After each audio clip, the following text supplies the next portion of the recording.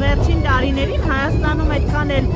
չի կարևորվում, այսինքն ցանկացած կերպ կարող է օրենքը մեկնաբանվել։ Այս առումով ուզում եմ հասկանալ, նմանատիպ ակցիաները կամ պայքարի որևէ այլ տարբերակ, որքանով կարող են արդյունավետ լինել, եթե այսպես թե այնպես կատարվում է այն դրահագն ու այն պատվերը, որը այս պահին իջեցրել է իշխանությունը։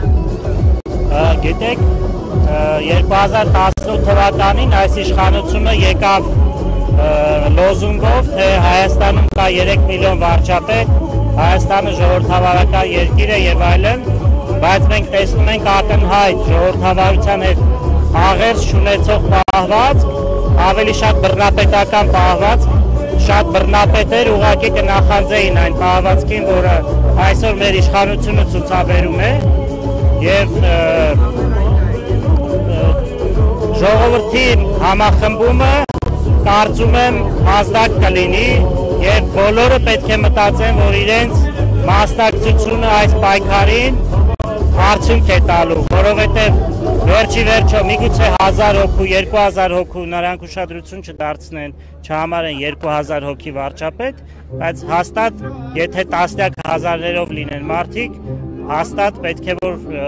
ուշադրություն դարձնեն։ Այնպես որ կոչ եմ անում մեր քաղաքացիներին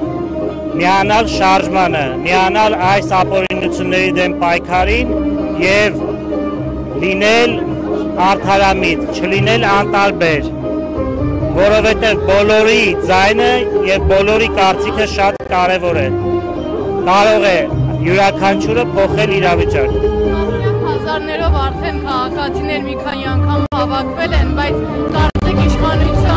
իշխանությունը հաշվի չի նստել, անցած տարի հունիսին էլ ուժ կիրառեց, բռնություն կիրառեց ժողովրդի դեմ։ Այս մտավախությունը չկա, որ ձեր հավաքների ժամանակ էլ գուցե հաշվի չառնի տասնյակ հազարավոր մարդկանց։ Գիտեք, չէ, ես տեն չեմ կարծում, այստեղ կա մի փաստ, որ մենք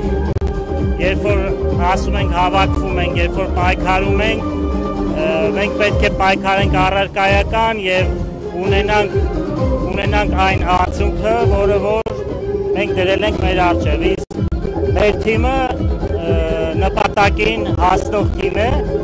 եւ Սամվել Կարապետյանի ամբողջ անցած ուղին ցույց է տալիս նպատակասլացություն։